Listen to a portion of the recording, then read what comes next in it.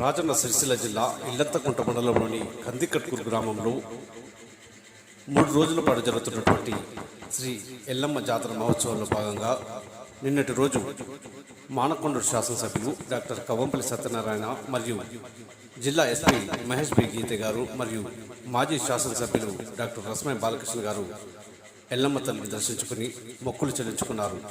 ఈ కార్యక్రమంలో అధికారులతో పాటు ప్రజాప్రతినిధులు మరియు భక్తులు తదితరులు పాల్గొన్నారు.